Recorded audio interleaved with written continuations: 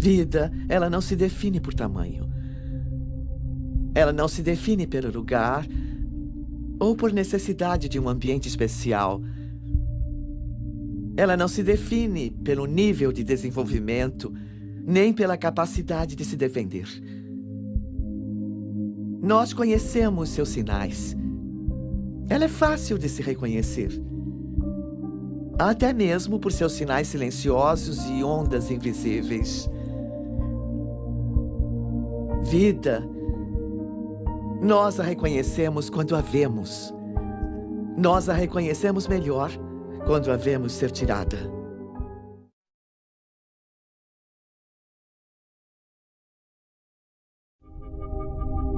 Versão brasileira. Wood Video, São Paulo.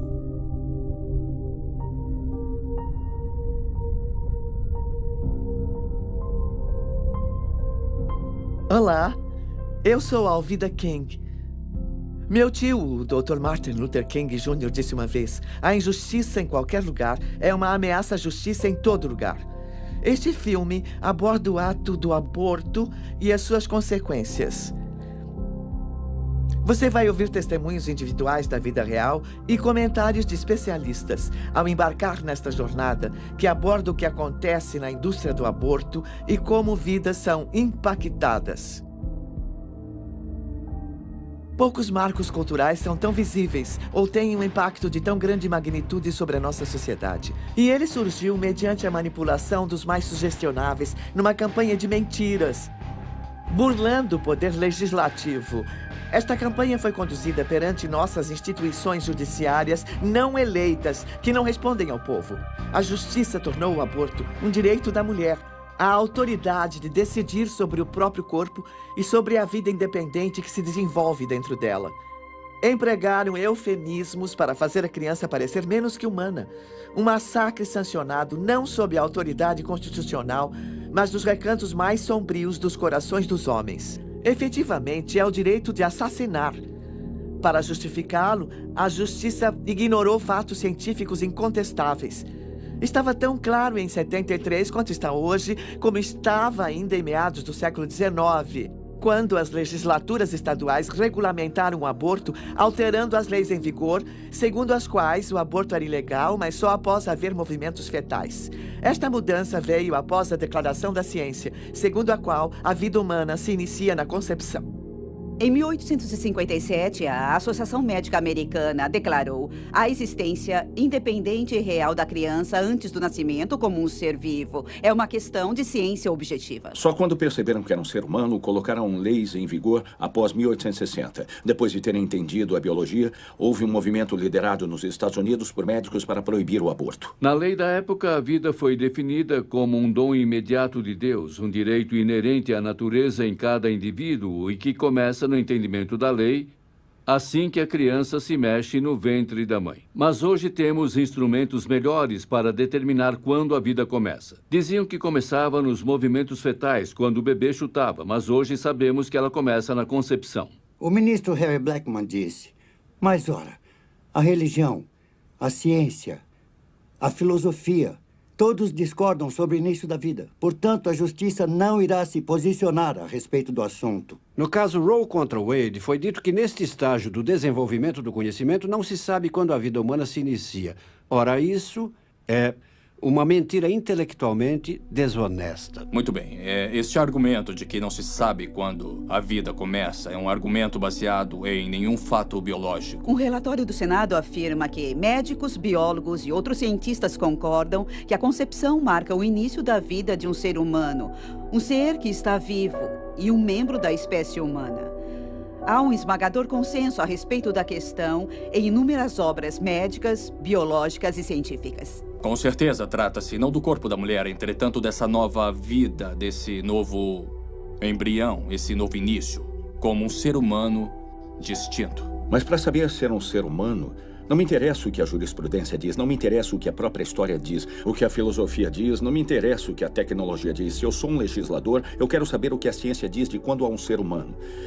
E mesmo nessa época, em 73, a ciência era clara. O ser humano existe no primeiro dia. A grande ignorância quanto à mera biologia geral. Entende? É impressionante, porque estamos numa situação onde existem políticos que começam a citar frases tipo do século XIII, entende? Que não se sabe quando a vida começa, porque qualquer um com consciência sabe quando a vida começa. Ou seja, a literatura já existe, a ciência está pronta. Ao derrubar as leis contra o aborto, a justiça inventou um direito das mulheres que nunca existiu e subtraiu dos nascituros um direito que sempre existiu, sem que um estatuto definisse explicitamente. Se cada pessoa no planeta possui o direito inerente à vida, ele principia quando ela se torna um ser humano.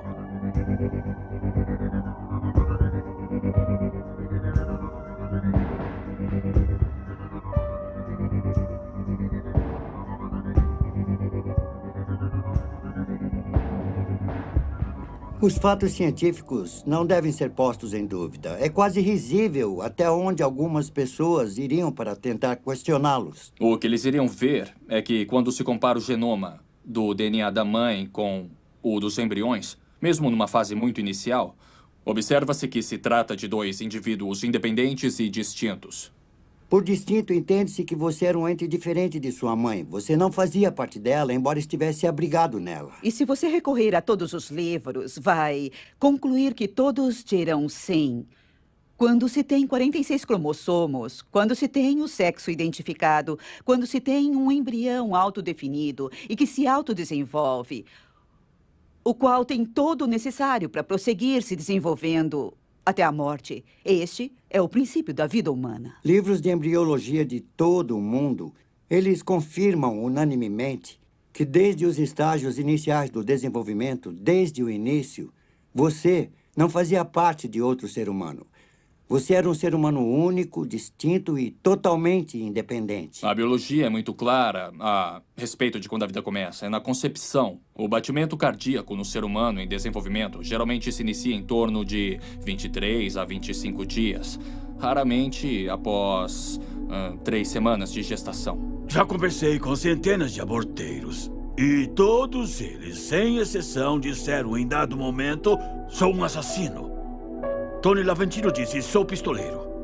Eu sou pago por quem quiser matar o próprio filho. Eu já estive numa clínica de aborto dizendo às mulheres que aquilo era só coágulo, mas entrava no banheiro para conferir se todas as partes de um feto de quase 6 semanas estavam lá. Eles não são nada estúpidos.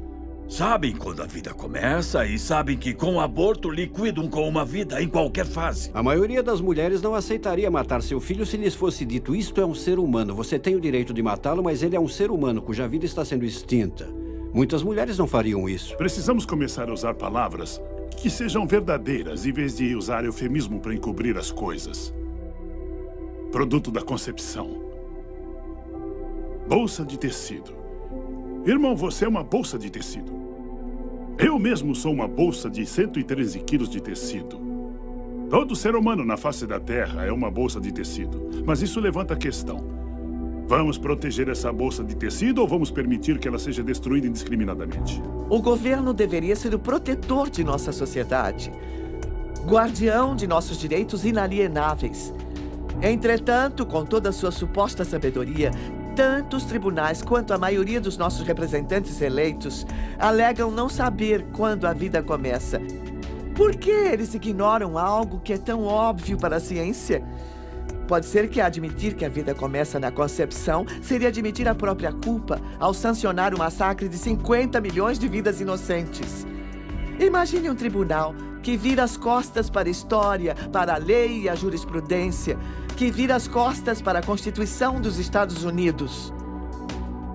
Assim fez a nossa Suprema Corte Federal e seus juízes em sua decisão de sancionar o violento extermínio de inocentes em útero, violando o juramento de posse e virando as costas a milhões de crianças às quais a vida foi negada. Há mais de uma década, uma decisão da Suprema Corte literalmente apagou das constituições de 50 estados dispositivos que protegiam os direitos dos nascituros. O aborto voluntário já tira as vidas de quase 1,5 milhão de crianças não nascidas por ano. Legislação sobre a vida que ponha fim a esta tragédia um dia tramitará no Congresso. E eu e vocês jamais descansaremos até este dia.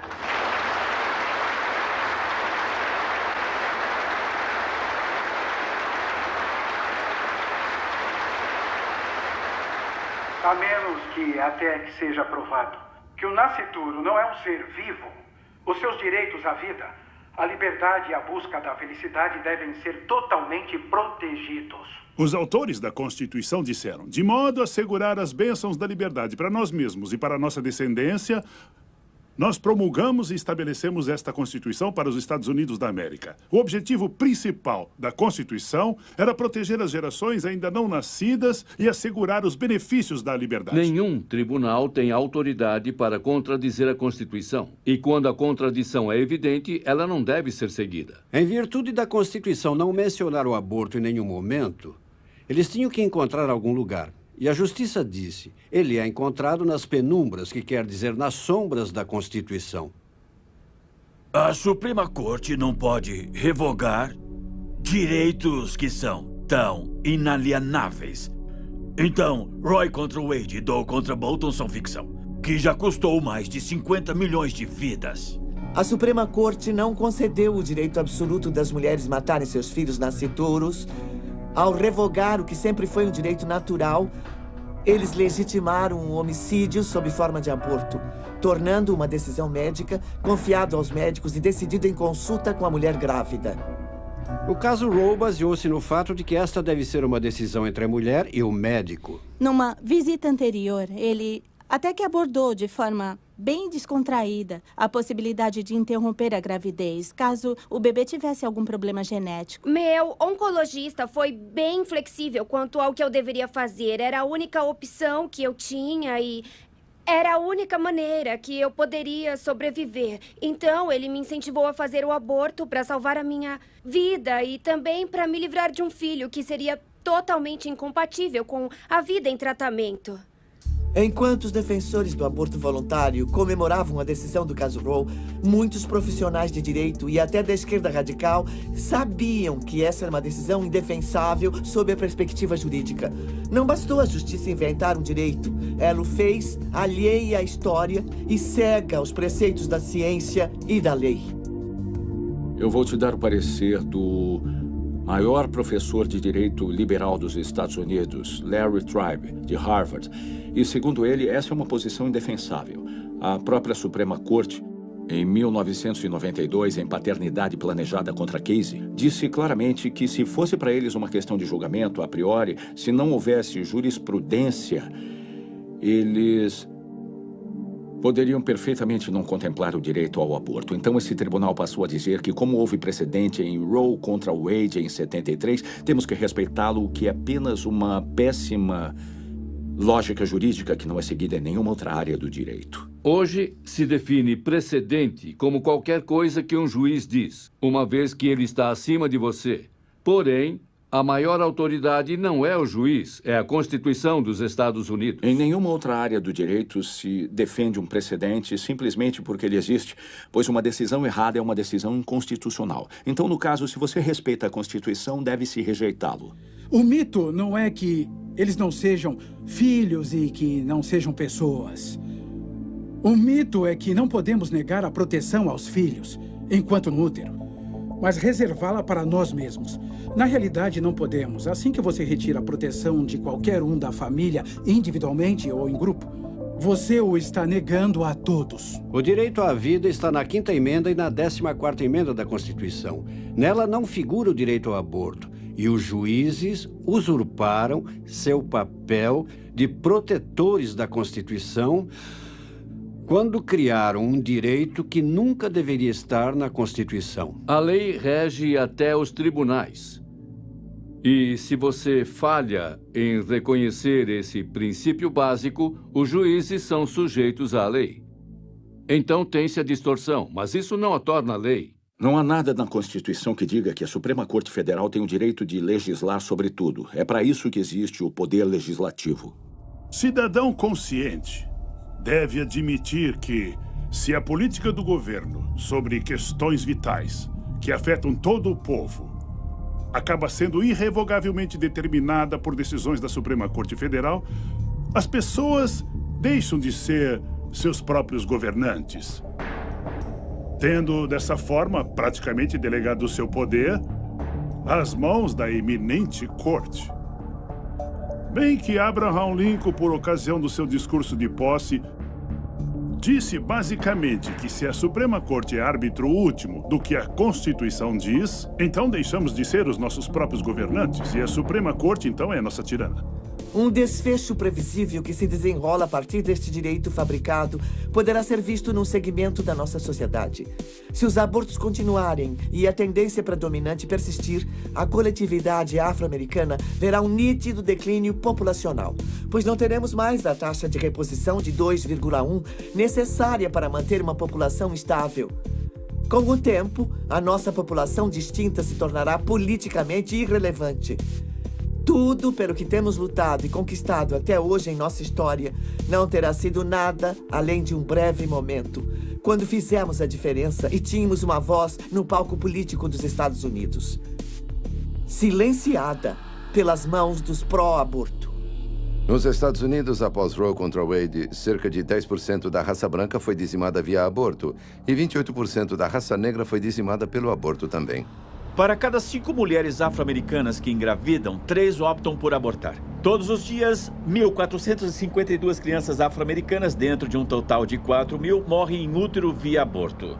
Afro-americanos constituem 12% da população, mas compõem 36% de todos os abortos. Então, somos desproporcionalmente afetados pelo aborto. E o aspecto racial disso é, sim, muito claro. Eles fazem abortos 2 vezes mais do que o resto da sociedade norte-americana. Isso não acontece por acaso. Abortos acontecem quando pessoas são um alvo. Após 35 anos de abortos, já perdemos 14 milhões de vidas. Utilizamos só 25% de todos os outros serviços, mas quase 45% dos abortos realizados. Cada mulher deve ter 2,1 filhos para manter uma população estável num país desenvolvido como os Estados Unidos.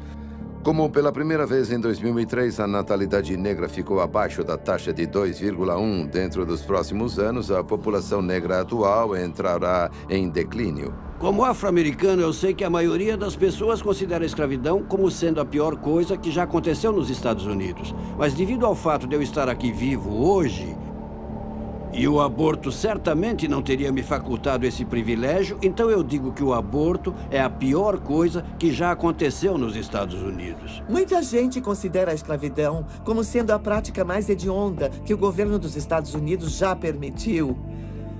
E também há aqueles que sabem que até os africanos trazidos nos navios negreiros, que perderam a vida, talvez 1 ou 2 milhões, são apenas uma parte de uma grave prática opressiva que perdura até hoje.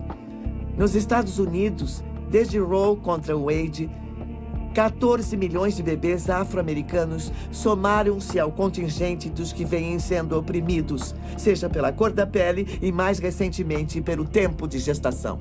Eu creio que o maior fracasso em relação à questão do aborto tem sido a liderança negra. Estou muito preocupado que o clero negro e nossos representantes negros no Congresso e nossas organizações sociais, como a Associação Nacional para o Progresso das Pessoas de Cor, mantêm profundo silêncio sobre a questão. E se cala, então consente. Aí temos essa horrenda realidade, com as lideranças negras ajudando a perpetuar o genocídio de seu próprio povo.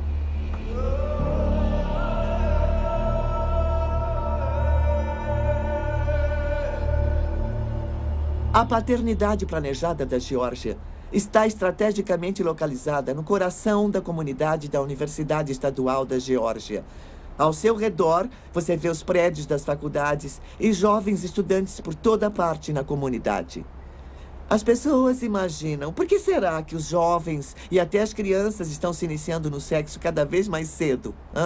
Bem, não é tão difícil de descobrir. Você tem a paternidade planejada no centro da comunidade universitária, não muito longe das escolas de ensino médio e com jovens caminhando por toda parte. E que podem entrar lá e receber orientação de paternidade gratuita, anticoncepcionais a baixo preço e preservativos grátis. E quando tudo falha, eles fazem aborto. 20 anos após Roe contra Wade, as pessoas organizaram suas vidas pessoais em torno da disponibilidade do aborto como alternativa quando a contracepção falha. A paternidade planejada é um dos maiores distribuidores de recursos de controle de natalidade, mas eles falham 2 milhões de vezes por ano nos Estados Unidos.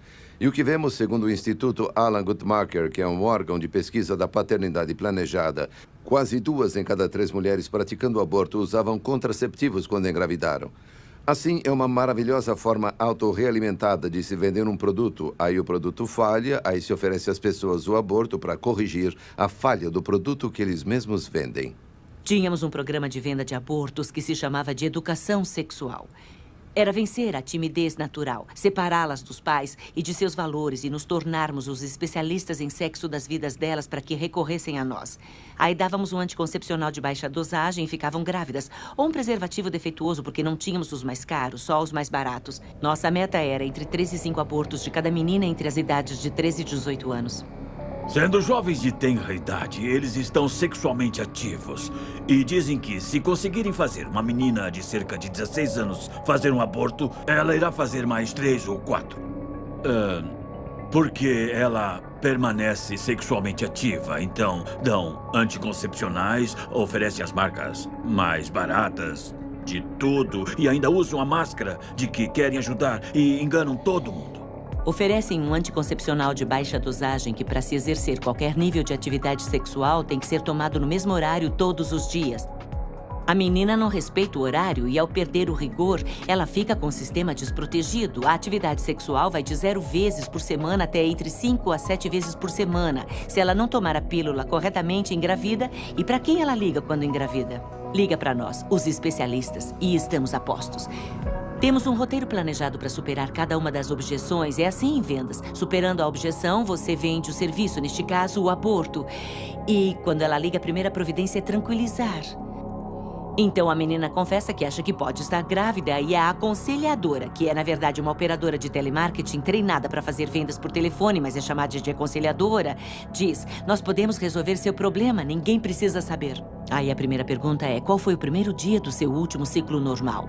E ela fornece a tal aconselhadora a data e ela diz: você está grávida de 8 semanas.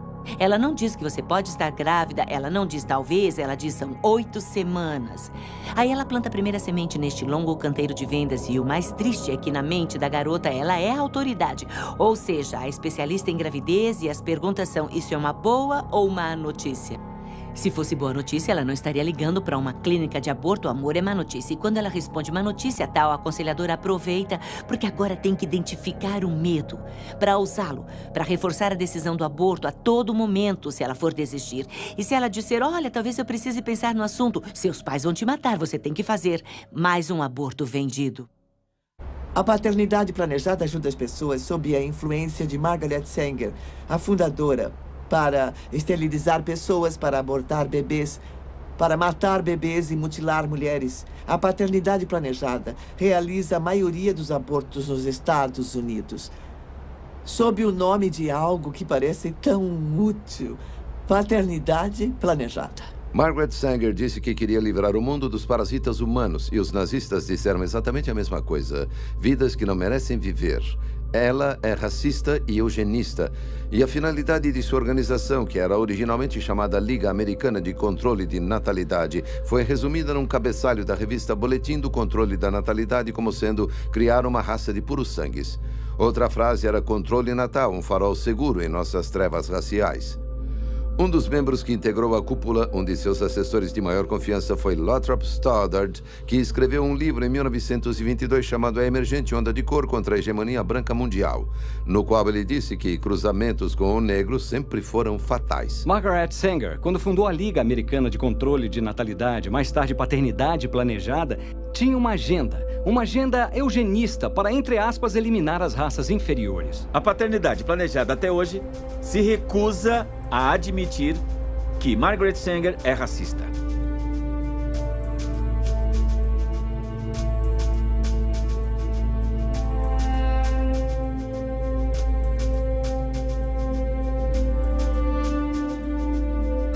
Embora nenhuma conexão direta tenha sido estabelecida entre Margaret Sanger e Adolf Hitler, Há elementos nazistas suficientes que indicam que suas filosofias estão mutuamente alinhadas e que eles compartilham muitos dos mesmos ideais distorcidos. É pouco divulgado, mas nos Estados Unidos a esterilização forçada de mulheres das minorias só parou em 1972. Muitas centenas de milhares de mulheres foram esterilizadas contra a vontade delas. Após a decisão do caso Buck contra Bell, em 1929, quando um dos juízes da Suprema Corte disse a infame frase "3 gerações de imbecis já é o bastante". O Projeto Negro tinha como alvo específico fazer pessoas percorrerem todo o Sul e convencerem os negros a não terem filhos. Margaret Sanger estava profundamente envolvida com o eugenismo nos Estados Unidos. Parte dos ideais promovidos pelos nazistas foram criados por eugenistas britânicos e norte-americanos. Na primeira publicação de Margaret Sanger, que se chamava Boletim do Controle da Natalidade, saíram artigos escritos por médicos do Terceiro Reich.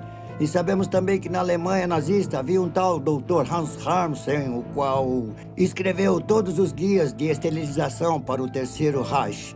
Em seguida, após a Segunda Guerra Mundial, ele fez parte do grupo que estabeleceu a filial alemã da Federação Internacional da Paternidade Planejada. Então, há uma série de relações entre as atrocidades que ocorriam na Alemanha nazista e a paternidade planejada. Embora as esterilizações forçadas de mulheres negras tivessem terminado em 72, o movimento eugenista prosseguiu com a derrubada das leis estaduais em 73, quando da instalação do caso Roe contra Wade.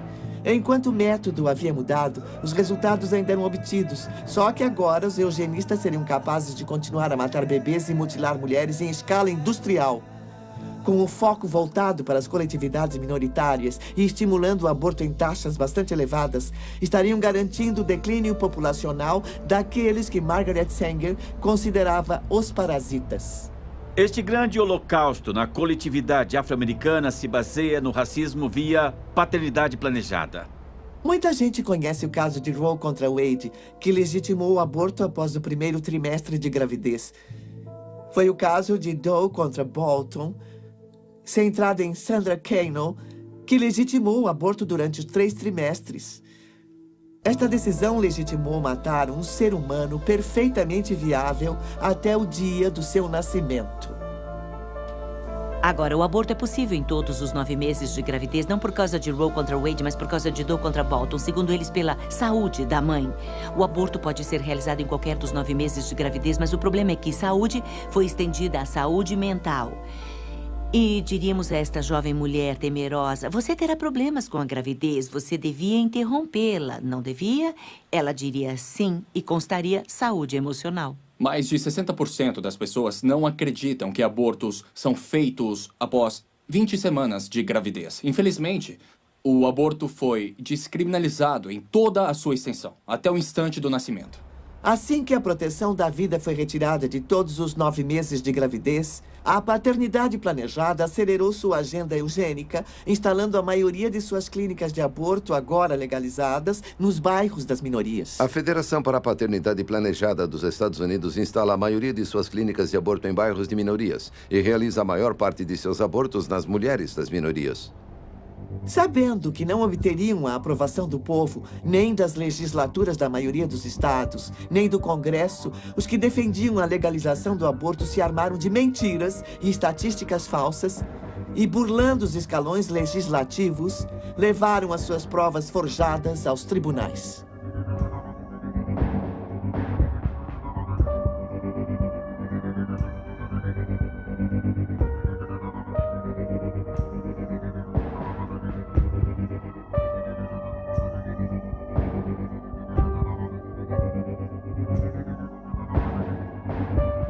Havia dados verdadeiros antes do aborto ser legalizado, quando entre 40 e 70 mulheres morriam por ano por abortos nos Estados Unidos. Mas o problema é que então todos eram amplamente divulgados e depois de Roe contra Wade foram omitidos. Por isso nós cremos que entre 50 e 100 mulheres morrendo pelo chamado aborto legal é provavelmente ainda o número mais preciso nos Estados Unidos. Aqueles que buscam acabar com as leis que protegem os nascituros encontram os peões perfeitos para serem sacrificados em sua cruzada mortal. Mulheres sagazes, bem instruídas e bem educadas foram orientadas a assediar suas semelhantes mais vulneráveis, manipulando-as para pensarem que o apoio delas ao aborto tornaria suas vidas muito mais significativas. Tanto Norma McCorvey quanto Sandra Kano, cujos nomes estão para sempre associados ao extermínio de bebês em gestação, nunca fizeram abortos. Elas deram à luz, enquanto astuciosos advogados usavam seus nomes para sugar a vida de milhões de outros assim chamados filhos indesejados.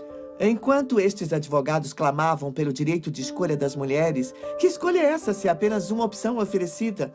Essa é a falácia essencial do assim chamado direito de escolha das mulheres. Na maioria dos casos, não há escolha nenhuma. A decisão é tomada sem orientação ou baseada na desinformação. Não são apresentadas outras opções e a mulher é forçada a tomar uma atitude mortal. O slogan número 1 dos pró-aborto é pró-escolha. E a maior ironia desse slogan é que, se perguntarem às mulheres que fizeram aborto por que você fez o aborto, a resposta número 1 é: eu achei que não tinha outra opção. A maioria, talvez mais de 80% dos abortos nos Estados Unidos ocorrem sob alguma forma de coerção. Resumindo, não é a escolha da mulher. Uma vez uma senhora que me ligou à tarde e ela disse que queria marcar uma consulta para a filha vir e fazer um aborto. Perguntei, ela quer fazer o aborto? Olha, essa escolha não é dela. Então procurei orientação junto a uma aconselhadora cristã. Ela continuou dizendo que eu precisava fazer o aborto e que ter ele não seria a melhor coisa para eu fazer e isso não seria bom para os meus filhos. Então eu contei para o meu noivo, eu disse para minha mãe, disse aos outros membros da minha família e de repente todo mundo dizia: isso não se faz, você não pode ter ele, você não vai ter ele, não é bom para as crianças, não é bom para você, isso não é bom para o nosso casamento, eu não quero criar esse filho. Teria sido alguém que teria mudado a dinâmica da nossa família. E as relações que eles teriam criado teriam mudado a todos com quem eles interagiriam. Mas eles não estão aqui. No aborto, não se trata de escolha, trata-se de desespero. Não se trata de pessoas que fazem abortos porque têm liberdade de escolha. São pessoas fazendo abortos porque percebem que não têm liberdade nem escolha. Ele forçava o aborto e isso ia me deixando revoltada a um tal ponto que isso me deixava mal. Eu só achava que ele não gostava de mim, que ele só ficava pensando em como resolver o assunto. E essas foram exatamente as palavras que ele usou. Temos que dar um jeito nisso. Mas eu tinha medo, estava em crise. Nesse ponto eu percebi que não tinha escolha. As mulheres são as vítimas e, em muitos dos casos, as mulheres são coagidas. E em meio à crise, lamentam que tiveram que tomar a decisão. As mulheres se sentem ameaçadas que, se não fizerem aborto, elas vão acabar sendo punidas por isso. Há histórias de namorados que dizem: eu te dou dinheiro e nossa relação continua se você fizer o aborto. Se você optar por ter o bebê, aquela é a porta. Eu estava namorando um rapaz e fiquei grávida. E as primeiras palavras dele foram: você não vai ter ele, vai? Eu me lembro desse peso no meu coração. Aí eu pensei, bom, eu acho que não. E eu estava sob muita pressão. Simplesmente eu acho que a minha opção não foi por escolha. Eu acho que foi... Como eu disse antes, acho que pareceu mais um ultimato. Todos ficavam gritando comigo. Parecia que só viviam gritando comigo e continuavam insistindo. Você tem que matá-lo, você tem que abortá-lo, você não pode criar ele, você tem que procurar a clínica. E é bom você tomar providências. Cada semana que passar, isso vai piorar. Vai. E eu acabei não aguentando tanta pressão deles. E como supostamente eu ia arruinar a vida de todo mundo, eles eram implacáveis. Eu não conseguia ficar um só dia sem ouvir eles. Estivessem eles falando mesmo comigo, ou eu apenas lembrando de algo que me disseram há poucas horas. Enfim, eles me bombardearam por isso. Então eu acho que tenho que carregar esse fardo para todo mundo poder ficar satisfeito. Muitas vezes, sob coerção, a mulher decide fazer o aborto convicta de que está em maus lençóis e que o procedimento irá aliviar a situação. Infelizmente, os problemas estão apenas começando. As consequências físicas e emocionais desta decisão são sempre devastadoras, perdurando por bem mais do que os 9 meses que ela teria gestado um bebê, ou por mais que o tempo que levaria para que o bebê chegasse à idade adulta. Nós lembramos de como nossas amigas eram, antes e depois. Pelo fato de o aborto afetar a essência de quem somos como mulheres e pelo fato de estarmos envolvidas e gerar uma vida que uma experiência como o aborto realmente deixa marcas. Há algo que acontece na mente de uma mulher quando ultrapassa o que eu chamo de linha tênue.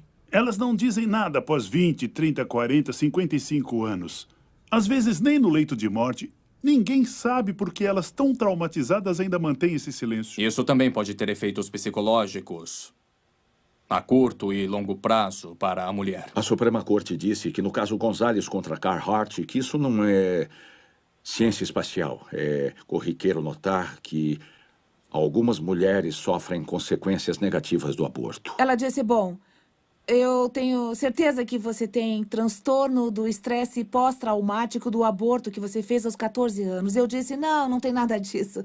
Eu sempre achei que eu tinha depressão crônica, ou que era bipolar, ou tantas outras coisas que os médicos diagnosticaram, mas foi com certeza o meu aborto que causou sérios traumas emocionais por tanto tempo. Temos mais e mais homens e mulheres que fizeram aborto se declarando a respeito e tanto testificando a dor e o desespero que o aborto causou, quanto atestando o fato de que o aborto não resolveu seus problemas, só criou mais problemas.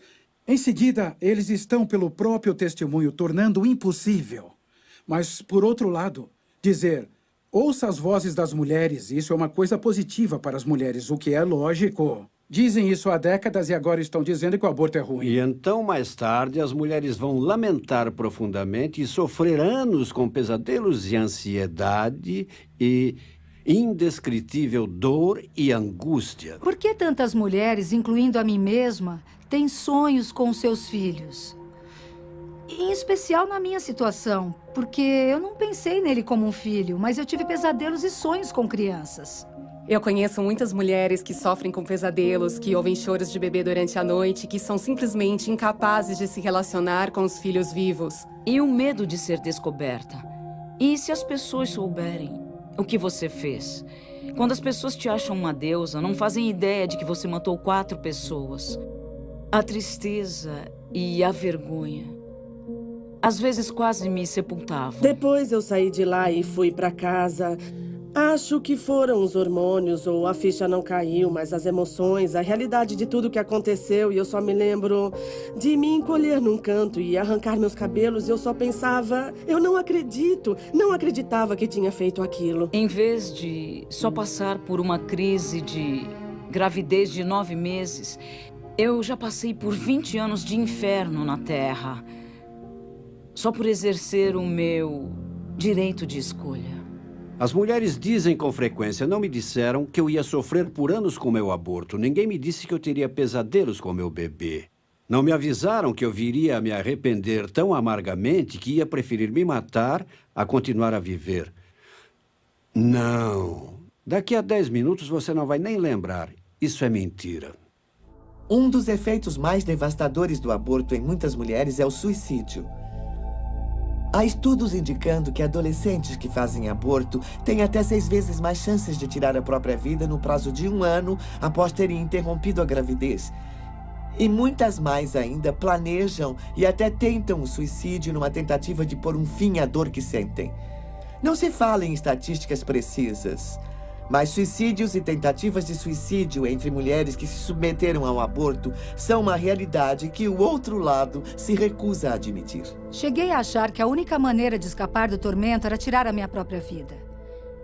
E, sendo a covarde que eu era, eu bebi o máximo que eu pude, entrei na minha banheira cheia d'água e, com uma lâmina de barbear, eu cortei os meus pulsos e eu apenas fiquei lá deitada olhando a água da banheira ficar vermelha. Não era uma coisa que estava acontecendo conscientemente, que eu pudesse dizer, puxa, estou tão triste por eu ter feito o aborto, que eu vou usar essas drogas. Era apenas um profundo sentimento de vazio e desesperança, que não havia mais nada pelo que valesse a pena viver. E planejei como eu ia acabar com a minha vida, sabe? Tantas vezes. Eu fui diagnosticada com depressão clínica em 91. Com certeza foi devido aos abortos. Eu me tornei extremamente suicida depois dos abortos. E eu cheguei ao ponto de tentar tirar a minha vida várias vezes. Tinha 12 anos de idade. Ela entrou mascando chiclete e estava tão descontraída. Ela fez o aborto e voltou 2 semanas depois para a consulta. Ela não saía mais do quarto, não saía. Abriram a porta e ela estava lá. Ela tinha um caco de vidro e cortou os pulsos. 12 anos de idade. Mas todas chegamos ao momento em que nos damos conta de que éramos mães e que matamos nossos filhos. É doentio, uma sensação mórbida. Avisos raramente são oferecidos. As mulheres quase nunca ouvem a história inteira do que estão se envolvendo quando autorizam um aborteiro a matar o bebê dentro delas. Nem sobre as consequências e efeitos conhecidos, como câncer de mama, vertigens e outros traumas femininos. Ainda que eles só afetem metade das mulheres ou 1/4 das mulheres. Não seria melhor deixá-las saber o que elas podem sofrer por sua escolha? Não seria também sensato que elas soubessem de todos os riscos envolvidos? O governo exige advertências quanto a todo o perigo potencial. Cada maço de cigarros, cada garrafa de bebida alcoólica, cada embalagem de medicação traz um aviso de possíveis riscos à saúde. Por que não um aviso sobre algo tão traumatizante, tão potencialmente nocivo como um aborto? Há numerosas provas quanto às consequências físicas e psicológicas e houve uma grande pesquisa na Nova Zelândia há cerca de 2 anos que mostrou as consequências a longo prazo. Muitas mulheres tornam-se inférteis. Elas sofrem outros problemas do aparelho reprodutivo e acabam tendo de fazer esterectomia total. Serão incapazes de conceber ou de ter outros filhos. Numa das mulheres, a potência da máquina de sucção que faz o aborto foi tão forte que provocou o prolapso das trompas de Falópio e ela nunca mais pôde ter filhos. O aborto é uma cirurgia e implica em riscos importantes. Ao contrário de cirurgias que salvam vidas ou aliviam o sofrimento, o aborto é uma cirurgia eletiva de conveniência que raramente é realizada para salvar a vida da mãe. Eu não fiquei lá durante todo o aborto, mas alguém ficou lá com ele. Eu só fui lá no final e eu nunca tinha visto tanto sangue. Assim, entende? Sangue por toda a parte. E nós a colocamos na sala de recuperação e ela ensopou a cama e trocamos a cama algumas vezes. E a pressão arterial dela era irregular. E o médico foi embora. Eu fiquei preocupada com ela e tentei ligar para o médico. E o namorado dela ficava querendo ir para casa e a pressão arterial estabilizou um pouco, mas eu não acreditava que ela... Foi uma sensação que eu tive de que ela não estava bem. Às 22 horas, o namorado disse que se qualquer coisa acontecesse, que ligasse para ele na hora. E às 4h30, ele ligou para o médico. Ele ignorou. Ele a pegou, a colocou numa banheira com água quente e a última gota de sangue do seu corpo saiu. E ele me ligou por volta das 6 e disse que ela estava morta. E ele imediatamente começou a me contar como iria encobrir. E, de alguma forma, deu tudo certo. A autópsia não revelou nada, não houve processo, nada aconteceu, os jornais não ligaram, ninguém apareceu. Nós matamos aquela mulher e fizemos abortos no dia seguinte. E muitas vezes vemos mulheres jovens que morreram por aborto e na certidão de óbito se lê alguma coisa como gangrena espontânea do ovário, complicações terapêuticas ou coisas do gênero. As famílias ficam tão abaladas com o que acontece e envergonhadas com a filha que fez o aborto e morreu em virtude dele que não se manifestam. Veja que o aborto torna o médico quase imune a processos, pois a mulher fica tão constrangida por fazer um aborto que mesmo se for por imperícia dele, ela tiver que fazer esterectomia, ninguém conta nada sobre isso a ninguém. Nunca. Porque não querem que ninguém saiba. Tivemos uma garota de 22 anos, uma modelo, que entrou dançando, pulou em cima da mesa, disse ao médico rindo que ela não usava calcinha, com 22 semanas de gestação. Colocamos ela na mesa e há um procedimento chamado manobra de Hansen, que o médico pode fazer sozinho ou alguém pode fazê-lo, mas eu fiz com bebês grandes, 2 abortos de bebê grande. Eu segurei os bebês e se diz, a cabeça está aqui, os pés aqui, as nádegas aqui, e você gentilmente empurra o bebê para baixo contra o aparelho. E a primeira vez que o médico introduziu, tirou o aumento, que é o forro dos intestinos. Ele literalmente perfurou o útero dela e estava puxando as tripas para fora pelo útero da primeira vez que ele introduziu a aparelhagem. E a segunda vez que ele introduziu, ele puxou os intestinos e aí empurrou tudo de volta. Com o bebê vivo, acordamos a mulher, colocamos ela no carro porque é péssima. péssima publicidade. Imagine ter uma ambulância na frente de uma clínica de aborto. Isso não se quer. Então, colocamos ela no meu carro e não a levamos ao hospital mais próximo. Nós não a levamos ao hospital que seria melhor para cuidar dela. Nós atravessamos a cidade até um hospital que nos ajudaria a encobrir o que foi feito. O cirurgião levou essa menina com um bebê completamente formado dentro dela, com os intestinos dela saindo pela vagina, até a sala de cirurgia lá em cima. 7 médicos operaram esse bebê dentro da garota. Tiveram que fazer a colostomia, a ressecção do intestino para esvaziá-lo num saco. Aí retiraram o bebê, enrolaram em lençóis descartáveis e colocaram no incinerador do hospital. E todos os 7 médicos falsificaram o laudo. Nós matamos aquele bebê assim. Os médicos falsificaram o laudo, dissemos à garota que ela teve gestação abdominal e ela não nos processou. No caso Roe contra Wade, a justiça tornou a questão do aborto uma decisão entre a mulher e o seu médico. A verdadeira consequência disso é que a decisão entre ter o bebê ou encerrar a sua vida, na grande maioria dos casos, é delegada à mulher em crise, numa consulta com uma pessoa que ganha vida vendendo abortos. A sineta da caixa registradora ocupou o lugar do choro do recém-nascido.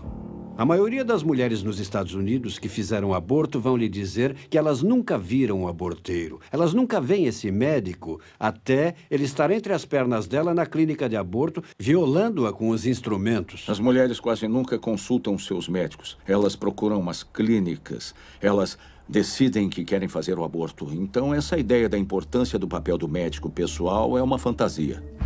Com o sucesso de Roe contra Wade na justiça, a organização eugênico-racista de Margaret Sanger tornou-se parte da cultura dos Estados Unidos.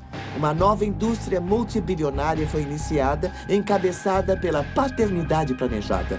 Uma indústria que mantém a sua influência e poder através dos mesmos argumentos e mentiras originalmente usadas para descriminalizar o aborto em 73. Há 2 grandes mentiras sobre o aborto. A primeira não é um bebê. E a segunda é bom para as mulheres. Devemos também considerar outro interesse da paternidade planejada na indústria do aborto. O desejo de ganhar dinheiro para promover a causa.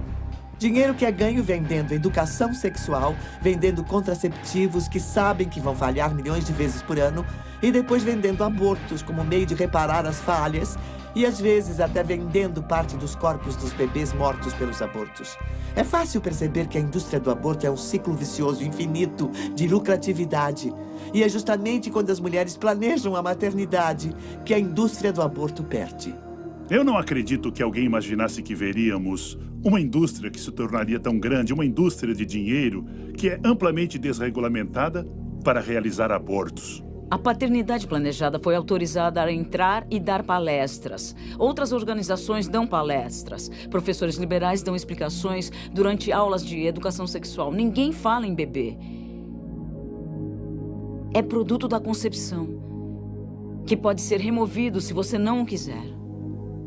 Ao legalizar o aborto, a Suprema Corte abriu as comportas para que a indústria possa faturar bilhões de dólares com o sofrimento e a dor de mulheres e a morte de milhões de bebês inocentes, através da exploração da delicada situação em que muitas mulheres se encontram.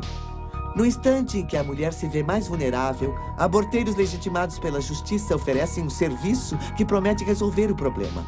Mas, ao contrário de outras empresas, eles deixam suas clientes sofrerem com as consequências sem oferecerem garantias nem reembolso quando o produto deles apresenta defeito. O aborto é um produto habilmente comercializado, vendido a pessoas muito fragilizadas, em crise. Elas compram o produto em busca de solução e descobrem que é defeituoso. Disseram que tínhamos de faturar $40 mil por semana para podermos ficar aqui. É claro que descobrimos depois que ele estava mentindo. Que ele queria apenas capitalizar recursos financeiros, entende? O aborto é um ramo muito lucrativo. Abrimos uma clínica em 30 dias. Ela cobriu os custos no primeiro mês. Era uma usina de lucro. E já estávamos a caminho de abrir mais clínicas. Digo, aliás, que o nosso plano era abrir mais 3 clínicas em 1983 para que eu pudesse ser milionária em 84. Há muito dinheiro envolvido. Nós nunca aceitávamos cheque. E nós aceitávamos cartões de crédito, mas torcendo o nariz. Sempre pedíamos às mulheres para trazer dinheiro. E por quê? Ora, para não precisar declarar ao leão. Eles ficavam umas 2 ou 3 horas e queriam fazer 20 abortos ou 30 e pegar o dinheiro e ir embora. Para eles não interessava se a instrumentação não estava limpa, se a instrumentação não estava em ordem. Eles só queriam ganhar o dinheiro, cumprir o turno e ir embora. Davam visto na planilha, juntavam e apresentavam no final do dia. Nós somávamos e pagávamos em dinheiro, sem nota fiscal, sem declaração. Mas imagino que pessoas que ganham a vida matando bebês provavelmente declaram imposto de renda, você não acha? Nunca sabemos exatamente quanto é faturado, porque a indústria do aborto se esconde embaixo das saias das pacientes, sob alegação de sigilo médico. Quando uma organização fatura milhões e mais milhões de dólares disponibilizando abortos, e muitas vezes em coletividades onde é o único fornecedor, eles têm um monopólio disso. Então, por que não promoveriam mais abortos, então? Porque mais abortos implicam mais dinheiro. Mais dinheiro quer dizer que eles podem ir ao caixa do governo, no caso da paternidade planejada, e dizer, vejam como estamos indo bem. E assim eles podem pedir mais dinheiro do governo. A paternidade planejada agora está em expansão. Estão construindo gigantescas clínicas de aborto, se antecipando à medicina socializada, porque esperam que se um democrata se tornar presidente dos Estados Unidos, a medicina socializada será introduzida. E então poderão cobrar entre $1.000 e $1.500 por abortos durante o primeiro trimestre, e tudo será pago pelo governo. Os defensores do aborto têm interesse financeiro nas mulheres que querem fazer aborto porque eles ganham se elas fizerem, e eles não ganham se elas não fizerem. Então, o que acha que ele vai mandar que elas façam? Se o auxílio às mulheres estivesse no centro da indústria do aborto, o assim chamado serviço de acabar com a vida do bebê poderia ser oferecido por muito menos do que é geralmente cobrado. A clínica permaneceria no azul e ainda teria muito lucro. Mas não é esse o caso. Os pró-aborto e as clínicas de abortos prosperam, aproveitando-se das mulheres em crise. Rapidamente deixou de ser questão de oferecer abortos às mulheres, era questão de lucro. Eu vi o potencial de faturar muito dinheiro. Eu atendi o telefone em casa à noite para não perder um aborto. Mas ela podia ver o teste de gravidez dela dar positivo ou negativo, e eu mostrava um quadro na parede e dizia, este é positivo e este é negativo. E se era positivo, havia funcionários treinados para abordá-la e segurá-la bem forte pelo braço. E dizer, ela está confusa, ela está sofrendo, ela acabou de saber que está grávida e está deprimida. Aí, novamente, você puxa ela pelo braço para chamar a atenção dela e diz, se você tiver dinheiro, podemos dar um jeito nisso agora mesmo. Fizeram um teste de gravidez, disseram que deu positivo e me perguntaram se eu tinha dinheiro. Me disseram que se eu não tivesse naquele dia, que eu teria que voltar e sairia mais caro, porque eu estava exatamente no ponto das 13 semanas. Se ela fosse para casa e conversasse a respeito, sua estrutura de apoio familiar ajudaria e diria que o aborto não era a resposta, mas se ela agisse de acordo, estaria sob controle. Mas uma certa porcentagem desses testes de gravidez dá negativo. Não dão todos positivo. E não esqueça que custa a mesma coisa fazer um teste dar negativo quanto positivo. Se o teste desse negativo, era uma técnica de vendas diferente. Dizíamos, esse teste deu negativo. Mas sabia que esse teste não é sensível para detectar uma gravidez recente? Você pode estar grávida e o teste daria negativo. E você quer saber hoje, não quer? E ela diria que sim. E nós dizíamos, temos outro teste que você pode fazer. Vamos fazer ultrassom. E colocávamos ela na mesa. Poderia colocar qualquer pessoa na mesa. E eu encontraria uma gravidez, porque você só precisa encontrar uma bolsa. Todo mundo tem bolsas no abdômen. E a menina não sabe como é um útero em gestação. Aí é só encontrar uma pequena bolsa no abdômen, você joga na tela e fala, vê ali, você está grávida. Ela ficava chocada. Alguém pegava ela pelo braço e dizia, se você tiver dinheiro, podemos dar um jeito nisto esta noite. Soubemos de uma menina de 16 anos que achou que estava grávida. Fizeram o aborto dela. Ninguém viu o que tiraram dela. Não havia bebê nenhum. E ela cometeu suicídio. E aí, na investigação, eles fizeram a perícia e não havia indícios de que estivesse realmente grávida. Existem estudos que mostram que o aborto é ruim para a saúde da mulher, saúde emocional e física, mas esses estudos vêm sendo abafados. Eles vêm sendo questionados, são contestados, porque existe um grande volume de dinheiro faturado pela indústria do aborto. E o dinheiro que os políticos recebem da NARAL, das organizações pró-aborto, da paternidade planejada, Mary Stoppes International, Ou seja, esse é o dinheiro que está financiando campanhas e está apoiando candidatos. Ninguém vai contra esse dinheiro, nem se manifesta contra ele. O aborto tem profundas consequências, as quais aqueles que lucram com ele não querem que as mulheres saibam. Numa época em que se espera que o nosso governo garanta a nossa segurança, por que esse mesmo governo é tão lento para regular o setor que tem afetado um número incontável de pacientes? Isso não afeta apenas a mulher, isso não afeta apenas o pai. Isso afeta a família inteira e desintegra famílias. Como filha única, ela sempre quis ter uma irmã. E quando ela fez 8 anos, percebeu que eu deveria ter tido um filho antes. Havia alguém faltando na vida dela. Aí ela falava, peraí, cadê o bebê? E eu tive que explicar para uma filha de 8 anos de idade o que era um aborto. Está bem, vamos ver se eu entendi isso direito. Ela estava em pé, bem na minha frente, e ela disse, você tinha 16 anos, estava grávida e matou o seu bebê? Eu tive que encarar essa menininha e dizer sim. E aquela expressão de horror tomou o rosto dela. E ela não falou mais nada, apenas se afastou.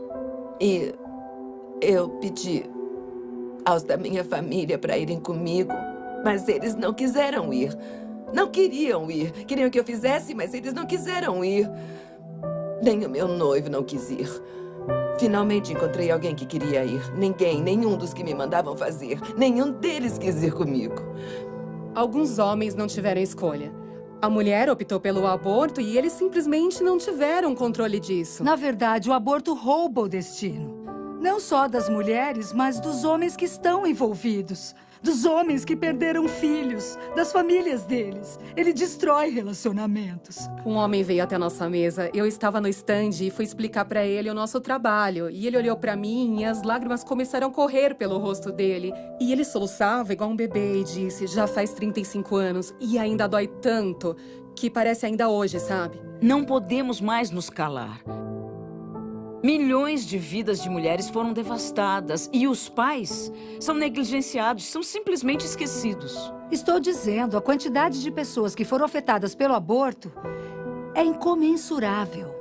Com o caso Roe contra Wade, a Suprema Corte tirou dos estados o direito de regulamentar o aborto dentro de suas jurisdições. Pensava-se que os estados regulamentariam as clínicas que realizam o procedimento. A verdade é que, por anos, eles foram deixados à vontade.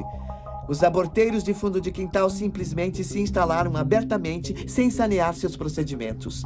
Trata-se de um ramo altamente lucrativo e a segurança das mulheres dificilmente era levada em conta em se tratando da lucratividade. Podíamos fazer de 20 a 30 abortos por hora, se preciso, no mínimo 20. Tínhamos 21 kits de instrumentação, só esses. Portanto, era impossível retirar a instrumentação, limpá-la, esterilizá-la, ajustar a temperatura do esterilizador para fazer 20 minutos de esterilização e depois esfriá-la. Eu tive mais experiência do que eu gostaria de ter tido com as condições de imundície no interior das clínicas de aborto. Quando estávamos no sul da Califórnia, íamos atrás dos pequenos aborteiros sujos ao redor de Los Angeles, San Diego e Orange County, que se instalavam nos pequenos shoppings. Praticamente assinavam um contrato hoje e matavam bebês amanhã. Íamos lá fuçar nas latas de lixo deles e eles pegavam as notas do caixa e jogavam fora. E os bebês eram jogados fora junto com o lixo comum. Claro, violando toda e qualquer legislação sanitária existente. Pois é, tínhamos uma taxa de infecção em torno de 75%. Entende? Mas isso era só da instrumentação não esterilizada. Nossa taxa de complicações no fim do meu tempo lá era de cerca de 1 em cada 500 que precisou de uma cirurgia por complicações ou que morreu. Tivemos uma que morreu. Mas por não termos estatísticas reais e se você puder encobrir, você não registra. Nenhum caso nosso foi registrado. Então, não sabemos. Algumas das condições nas que mandávamos nossos agentes, eu ia lá pessoalmente, via-se, de fato, sangue no chão, sangue nas paredes, via-se baratas e fezes de ratos. Em alguns desses lugares, você não entraria nem para cortar o cabelo. num lugar desses. Muito menos para fazer um procedimento cirúrgico tão invasivo. No hospital de Dallas, os médicos vão dizer que já viram abortos mal feitos ou veem abortos mal feitos o tempo todo. Um dos fatores que permitiu regulamentar as clínicas de aborto no Texas foram as denúncias envolvendo aborteiros ruins. Quando uma garota morreu e foram vistoriar a clínica, viram instrumentação enferrujada e que não tinha esterilizador nem água quente. A vida da mulher que decide abortar seu bebê nunca mais será a mesma. Não haverá um só dia em que essa decisão não irá afetá-la de alguma forma, seja física, emocional ou espiritualmente. Mas ela não sofre as consequências de tirar a vida de um bebê sozinha. Os homens e mulheres que trabalham na indústria do aborto também pagam um preço vendo a matança de bebês inocentes dia a dia. Isso constitui um imenso fardo emocional. Mas ninguém fala sobre o que acontece dentro de uma clínica de aborto, onde todo mundo briga. É o lugar mais caótico que se possa imaginar. Os médicos brigam, os enfermeiros brigam, todo mundo está usando drogas, todo mundo bebendo, entende, tendo casos. Mas é grotesco olhar para o bebê e não ver que ele é realmente um ser humano. E, entende, não tem diferença de mim ou de você, exceto no tamanho. Eu confesso que estive envolvida na morte de 35 mil bebês. No homicídio de uma mulher que sangrou até a morte por um aborto no 2º trimestre. Por 19 mulheres que fizeram esterectomia ou colostomias. E nunca nenhuma apareceu em nenhum jornal, nenhum processo. Mas eu não consigo lidar com o fato de eu mesma ter tirado a vida do meu próprio filho com o aborto. Ninguém lida com a morte e mentiras diariamente sem ser gravemente afetado por isso. E não houve ninguém que trabalhou nessa clínica que não tivesse jogado os bebês no lixo. E mesmo que eles não estivessem no lixo, eles já estavam enrolados numa toalha. Eu solicitei a um colega ginecologista que realizava abortos na época que colocasse um captador de ultrassom no abdômen de mulheres que estavam fazendo abortos, que mostrasse o feto sendo caçado pelo aborteiro e que finalmente acabava morto, aspirado e destroçado. Eu já sabia que o que estava acontecendo era errado, mas durante este processo de 5 dias, eles inseriram uma bucha expansível no colo do meu útero para dilatar lentamente durante 5 dias. Lá pelo 3º dia, eu estava deitada numa maca e o bebê começou a chutar demais naquela maca. E eu lembro que eu pensei, alguma coisa está errada e ela está tentando me dizer isso. Ela tinha razão, porque aí George Tiller entrou para enfiar uma agulha grande no meu abdômen. E quase imediatamente, o meu bebê parou de chutar. E eu não senti ela chutar mais. Então eu sei que foi o momento em que ela morreu, mas demorou mais uns 2 dias antes de eu entrar em trabalho de parto. A enfermeira, ela vinha até a maca olhando embaixo das cobertas, me apalpava para ver se eu estava dilatado bastante e quando estivesse, ia ser levada para um outro quarto.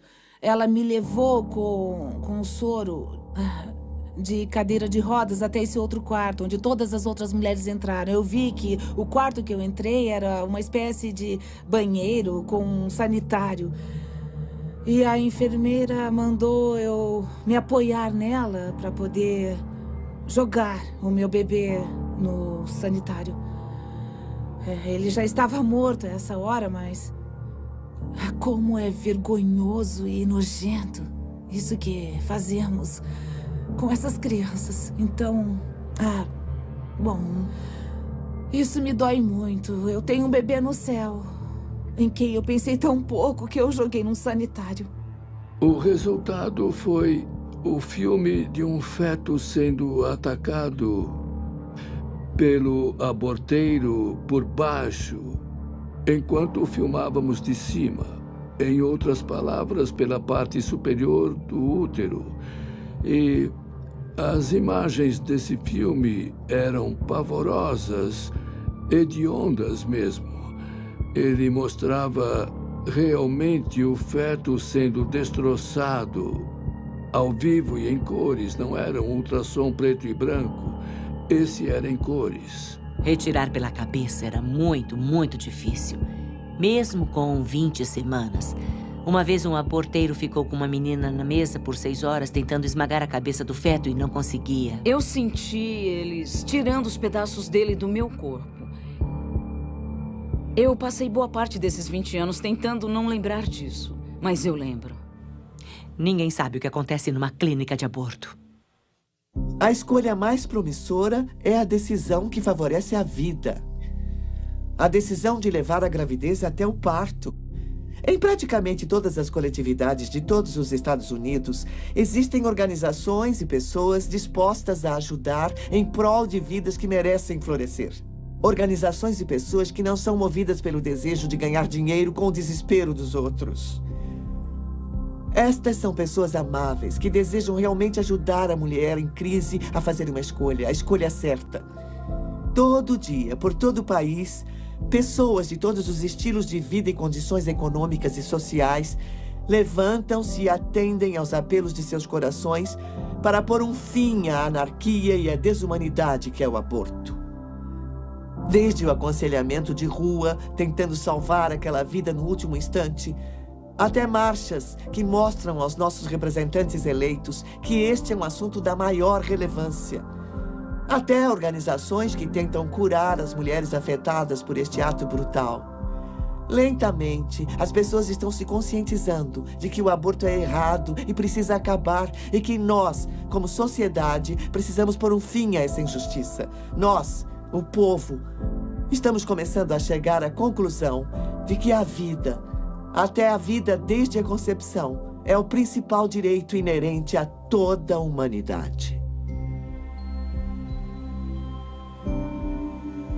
Aqui está o bebê. É o batimento cardíaco.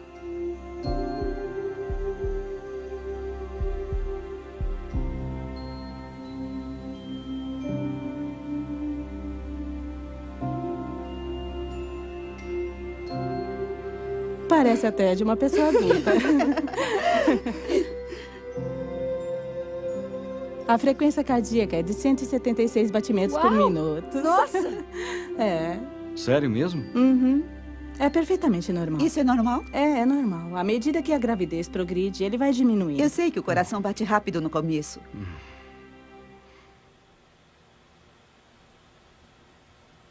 E todo dia eu penso como poderia ter sido. Como teria sido se eu tivesse tido meu bebê? Eles só não sabem que há recursos e estão em um completo desespero. Por isso precisamos estar lá para amá-las, mostrar que nos preocupamos e levar a elas a ajuda que precisam. Se uma mulher está pensando em abortar, que não acredite nessa mentira, senão irá perder a maior bênção de sua vida. E essas mulheres têm que saber que são especiais e amadas, e isso ajuda 100%. Porque elas não querem necessariamente ver cartazes e faixas sobre o erro que estão cometendo. Elas sabem que é errado, elas sabem. Elas querem ouvir que são amadas e que há esperança. Todas que já tinham feito o aborto estavam me avisando para não fazer o aborto. Basicamente, pediram para eu aprender com o erro delas. Aprender com elas e não aprender errando, sabe? Quando você luta pela sua vida, você precisa saber pelo que está lutando. E se o que você está defendendo é uma vida, então como você pode destruir uma vida? Na esperança de vencer essa luta, isso é quase uma hipocrisia. Porque eu luto tanto para salvar a mim mesma que terei que matar alguém para conseguir isso? Quando eu compartilho aquilo que eu fiz, é esperando poder atingir pelo menos uma mulher com a verdade sobre o aborto, para que ela não faça a mesma escolha que eu fiz, para que não acredite na mentira. Quando você se cura do seu aborto, todas as outras questões que havia em sua vida evaporam, elas somem. São resolvidas. Eu precisava deixar de pensar, precisava deixar Deus me perdoar. E quando coloquei um rosto no meu problema, nunca mais tive problemas de depressão. Nós sabíamos que tínhamos feito o mais certo, mas ela, desde o momento que ela nasceu, reagiu de forma totalmente normal para um bebê recém-nascido e não tinha nenhum motivo para pensar que ela viria a ter qualquer problema mais tarde. Tive um menino. Ele está com 2 anos agora. Se olharmos isso em termos de continuidade, eu sei que os cientistas gostam de distinguir. É lógico, nós dividimos as coisas em categorias diferentes, porque é assim que enxergamos. É o melhor meio de podermos considerar os fatos científicos que estamos encontrando. Mas o fato que não muda é que essa entidade genética, que inclusive já tem um gênero, deve prosseguir até morrer. Eu acho que se em algum momento um dos pais me pedisse para não abortá-los, certamente teria tido os bebês. Eu mantive o meu bebê até nascer e eu a entreguei para adoção. E estou feliz pelo que fiz. O aborto é, para mim, a derradeira exploração das mulheres. E nada disso está sendo discutido porque a realidade é essa. Assim que começar a ser discutido é que a sujeira vai aparecer. E a verdade aparecerá de fato sobre o que o aborto faz com as mulheres. Ainda mais com os bebês não nascidos, os bebês mortos. Isso vai acabar.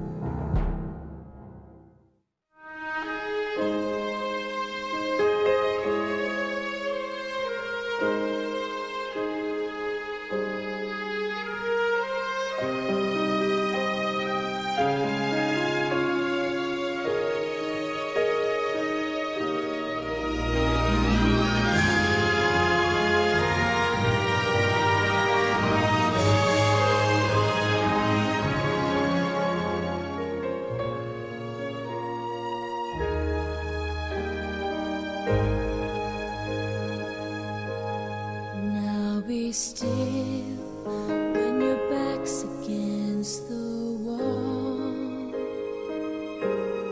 Victory, there seems no hope at all. I'll be your wings that soar so high, this side of paradise. Now be still until strong. Here I am, I'm your fire when it's cold.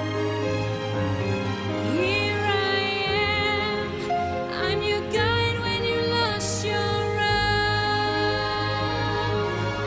I'm your armor in the fields of war, when the enemy storms the door.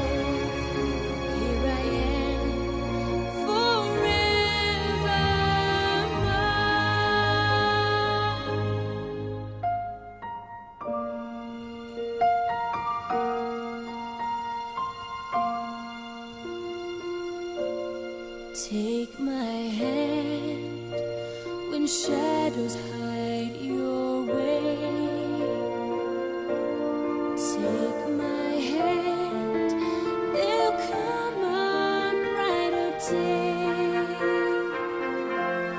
For the love of you and me is for eternity. Take my hand.